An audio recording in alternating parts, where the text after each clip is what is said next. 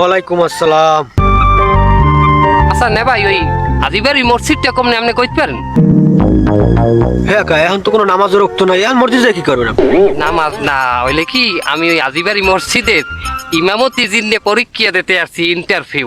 ও আপনি ওই ইমাম হওয়ার জন্য পরীক্ষা দিতে চাইতেছেন? ইন্টারভিউ? বা আপনি ফেল? বুঝলাম না। মানে বুঝলেন না, আপনি ফেল। ফেল।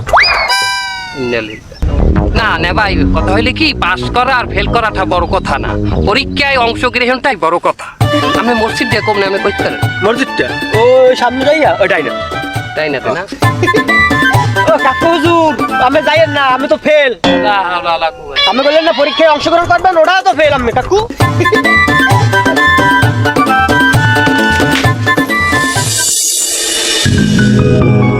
আমি এই মসজিদের সভাপতি, হ্যাঁ গ্রামের মেম্বার কাম এই মসজিদের সেক্রেটারি, আর হ্যাঁ হইলে এই মসজিদের কেসিয়া।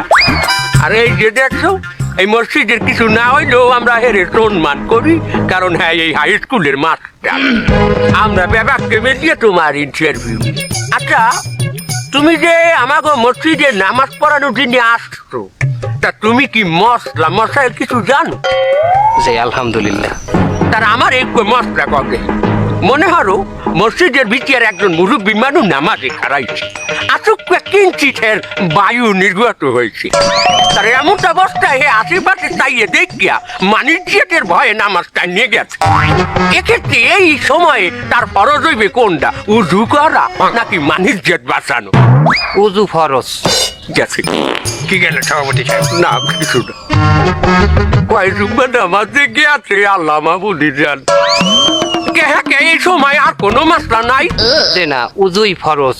তুমি জানোই না, জানোই না এখানে মান সম্মান বাঁচানো তো ফরজ মেয়া। হতে পারে এই যে মুরব্বী এই মসজিদের একটা বড় সড়ো পোস্টে আছে, তার মানে যদি যায় আসুক এক রাকাত নামাজ পড়িয়ে উজু করতে যায়, এর মানে তাই আমার সাথে এই ইমাম ফেল মাসলা জানে না। আচ্ছা বলো তো, একটা মসজিদি কাতার আছে 10টা, প্রতি কাতারে 10 জন করে মুসল্লি ধরে। এখন জুম্মার দিন লোকজন বেশি হয়ে গেছে, কোন কাতারে 12 জন, কোন কাতারে 15 জন, কোন কাতারে 7 জন, বেশি ঢুকি পড়েছে। তাহলে টোটাল মসজিদে কতজন মুসল্লি হলো? এটা কেমন প্রশ্ন? আমি কাতারের হিসাব করবো? আমি তো পড়াবো নামাজ। গেছে ও ফেল। তোমাকে আমি সব সময় বলেছি আমি একটা মাস্টার মানুষ, তোমরা আমার একটু শিক্ষিত জায়গায় নিয়ে আসবা, তারা অশিক্ষিতর মধ্যে আমার নিয়ে আইছো। আচ্ছা ইমাম সাহেব, তুমি আমার একটা ফতুয়া দাও। হ্যাঁ ফতুয়া না, এটা ফতোয়া। ফতোয়া মেম্বার সাহেব। এলাকার একজন সম্মানিত ব্যক্তির কাছে অনেক পরিমাণ মানুষের আমানত, ধরো কয়েকশো বস্তা চাউল আসছে। এবার সেই সম্মানিত ব্যক্তি সেখান থেকে অল্প পরিমাণ কিছু নিজের দ্বারে রাখিয়া বেশি পরিমাণ জনগণের মধ্যে বিলাই দিয়েছে, এখানে কি তার কোনো পাপ হয়েছে?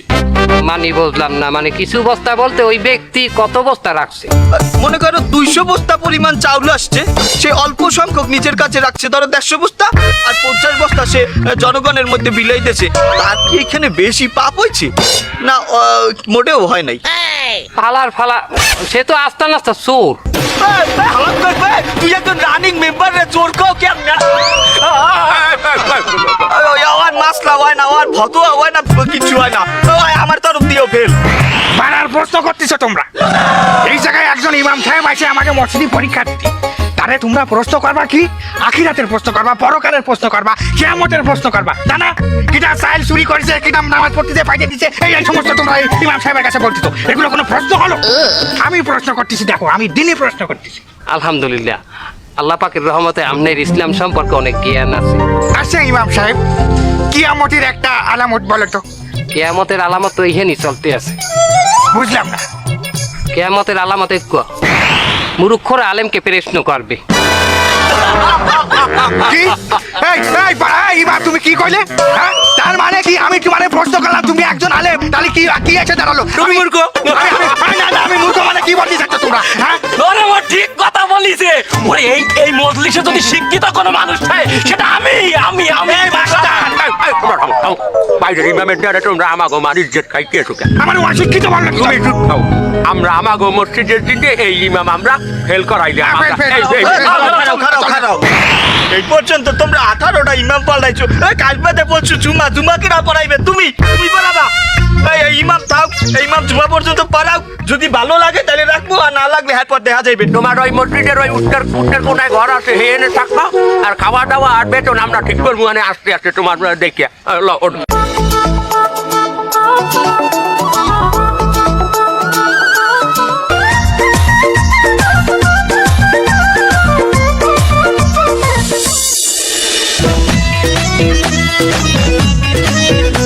আসসালামু আলাইকুম। ওয়ালাইকুম আসসালাম। এই খাদেম, তুমি কোথায় যাচ্ছ? আমি তো আপনার বাসার দিকেই যাচ্ছিলাম। আমার বাসার দিকে কেন? মানে ওই মসজিদের একটা পাপস লাগতো আর কি। মানে ওই হয়েছে কি যে মসজিদ থেকে সবাই উজু কালাম করে যখন ওঠে, এখন ওই ভিজে পানি মসজিদে ওঠে, মসজিদ তো নোংরা হয়, যদি একটা পাপসের ব্যবস্থা করতেন।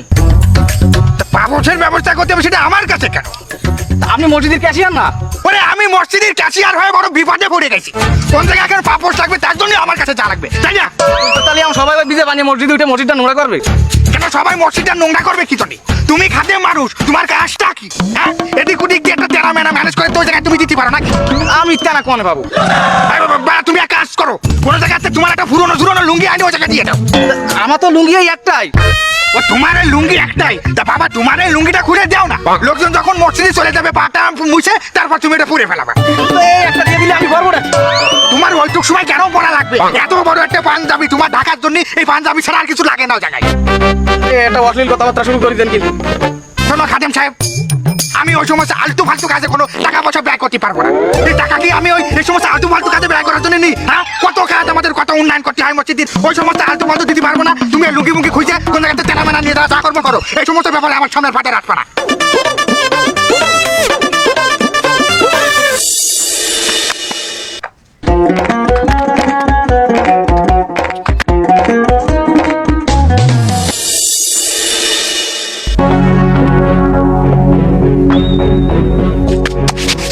ওকে মেম্বার সাহেব, নামাজের সময় হয়ে গেছে, জান কই? তোর নামাজ তুই পড়, আর ওই মসজিদের মধ্যে যে তোর বাহেরা বইয়ে রয়েছে হ্যাঁ করে লইয়ে পড়। কেমন তারা কথা কইলেন আপনি মেম্বার সাহেব? কি হয়েছে? কি হয়েছে বোঝো না? তবে আমি আমার এই এলাকার রানিং মেম্বার, ওই সামনের কাতারে মহাজ্জেমের পাশে জায়নামাজটা কার থার কথা আমার, আর এই নে তোর হুমুদে তোর বাহেরা বইয়ে রয়েছে। দেখেন মেম্বার সাহেব, মসজিদ হইলে যে আল্লাহর ঘর, এখানে মেম্বার, চেয়ারম্যান, সাধারণ মানুষ সবাই এক, সবাইরই সমান অধিকার। তাছাড়া হেরা তো মানুষ। ও তার মানে আমি অমানুষ? হ্যাঁ, এবারে আমি একজন মানুষ, তাছাড়া আমি এই এলাকার মেম্বার এবং এই মসজিদের সেক্রেটারি, তুই আমার লগে হ্যাঁ তুলনা দাও। এবারে তোর বাইরে খারাইবে সামনের কাতার, আর আমি একজন রানিং মেম্বার, আমি পিছনের কাতে খারাপ। দেখেন মেম্বার সাহেব, কথায় কথায় আমার বাহের নাম উঠাইবেন না। আমি একজন আলেম, এই মসজিদে সম্মান দিয়ে কথা বলবেন। আইছে আলেম না, বেতন নেওয়ার সময় আইস দেখ মানে। মেম্বার সাহেব, থামেন, রাগ করেন কেন খালি? আপনি তো জানেন আমাকে ইমাম সাহেব হচ্ছে এই জায়গায় নতুন, উনি তো সবকিছু ভালো বোঝে না। সামনের কাছে একটা মুরব্বী বইলো, আমি তারা সাইড করে দিয়েছি, ওই জায়গায় আপনার জায়নামাজ দিয়েছি, আপনি আসেন।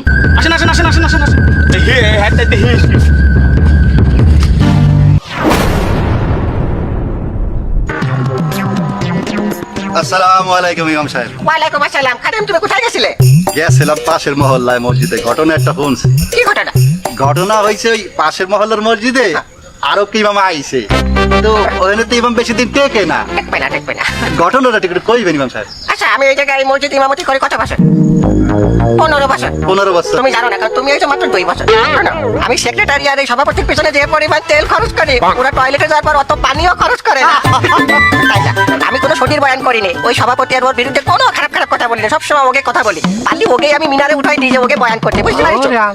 ওরে আল্লাহ, আসতেছে তেল মারা লাগবে, তাড়াতাড়ি এসো। আব্বা ওই দেখ, ওই যে জমিটা দেখছো, ওইটা এই বছর দখল লইছি। যাক, ভালো হয়েছে বাবা। কিছু করতে পারবো না, সাধ্য। আসসালামু আলাইকুম। ওয়ালাইকুম আসসালাম। ভালো আছেন স্যার? আলহামদুলিল্লাহ। ছেলেকে উঠাও, ছেলেকে কোলে উঠাও। ইমাম সাহেব, আমি সভাপতি সাহেব, আমি নিতে আপনি এর কোলে নেন। সভাপতি সাহেবের পায়ের সমস্যা আছে, উপরে উঠতে মাথা কি গেছে না আছে? ওরে আব্বা, আমি সভাপতি না, তুই আমার বলা, তোর ভালোবাসতে আছে। চলো চলো। না না না। ইমাম সাহেব, এবার আমি তোমারে ক্ষমা করে দিলাম। আমি না আসলে আমার ওই জায়গা খালি পড়ে থাকবে। এখন চলো, তুমি আজকে দুপুরে আমার বাসায় খাবা। ইমাম সাহেব, তুমি এখানে কি আর নামাজ পড়াবা না? নামাজ পড়েই তো আসলাম। এই মানি নামাজ শেষ করিয়ে তো আসলাম, জামাতে নামাজ পড়লাম। কি বলেন মেম্বার সাহেব? তুই তুই মসজিদের সভাপতিদের ছাড়া তুই নামাজ পড়াইতো জামাত করতো জানোস না সভাপতি নেওয়া পর্যন্ত আমাকে মসজিদে জামাত হয় না এই মেম্বার তুমি তো জানো এই কথাতে আমারে ছাড়া মসজিদে কোনোদিন জামাত হয় নাই তা তুমি এই ভুল কেমনে করতে দিলা হ্যাঁ? আমি যাইয়ে দেই সামনের কাতারে আমার ছিটে অন্য একটা লোক বইয়ে রয়েছে এইটা লইয়া অনেক ছিকিয়ে রয়েছে ইমাম সাহেবের লগে এই তালে তালে তোমার কথা ভুলে গেছি আর ইমাম সাহেব তুমি আসলে এটা ভুল করছো যেখানে তুমি দেখছো যে কাতারে মসজিদে স্বয়ং সভাপতি উপস্থিত নাই তুমি সেখানে একটু তার খোঁজ নেবা না সে কোথায় আছে এটা তুমি জানবা না এখন যে তারা আমার জামাতটা ছুটিয়ে গেলে তার এই বিষয়টা কি হইবে এই ভুলটা কার না ভুল তুমিই করছো ইমাম সাহেব তুমি এক কাম করো তুমি সভাপতির পাও ধরিয়ে মাপ চাও আমি ঠিক সময় নামাজ পড়াই আমি সভাপতির পাদর কি মাপ চাবো? তুমি আমার চাইতে বেশি বোঝো ইমাম তোমারে কিন্তু এখন গারানিতে টানে আমি আত্মা দুটানোর আগে তুমি তাড়াতাড়ি মাপ চাও আরে তোমার বাহের বয়সী মাপ চাইলে জাত যাইবে না আমি উমের দিকে তাকাইছি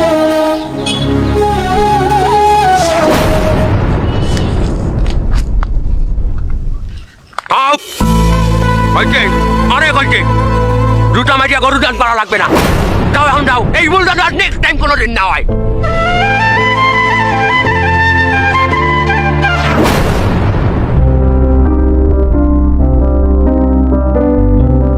ইমাম সাহেব তুমি এই না খারাও আমি ওই ভিতর দিয়ে খাওয়ান লই আসি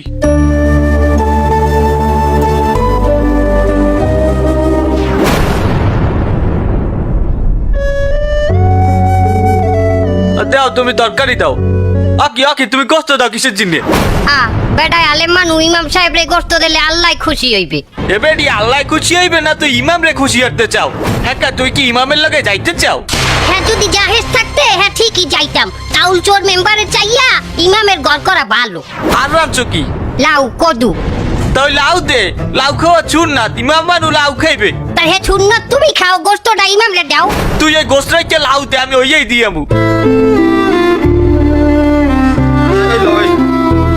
আমাগো বাড়ির লাউ তোমার এই কাকি যে রান দে উটের গোস্ত ফেল খাইয়ে দাও মজা বাবা আসি বরিশালের ইমাম সাহেব এই নাটকের প্রথম পর্বটি দেখার জন্য আপনাদের সবাইকে জানাই অসংখ্য ধন্যবাদ ইনশাআল্লাহ আমাদের চ্যানেলে এই নাটকের শেষ পর্বটি দেখতে পাবেন খুবই তাড়াতাড়ি এই নাটকের শেষ পর্বে থাকছে বাংলাদেশের অসংখ্য মসজিদ কমিটি কিভাবে মসজিদের উন্নয়নের নাম করে অনেক বড় বড় দুর্নীতি করে চলেছে আরো থাকছে একজন অবহেলিত ইমাম সাহেবের দুর্বিষহ জীবন শুধু তাই নয় এই নাটকের শেষ পর্বে আপনারা দেখতে পাবেন আমাদের ছোটবেলাকার ভোরবেলায় ঘুম থেকে উঠে মক্তবে যাওয়ার সময়কার অনেক মজার মজার কাহিনী তাই অপেক্ষা করতে থাকুন বরিশালের ইমাম সাহেবের শেষ পর্ব দেখার জন্য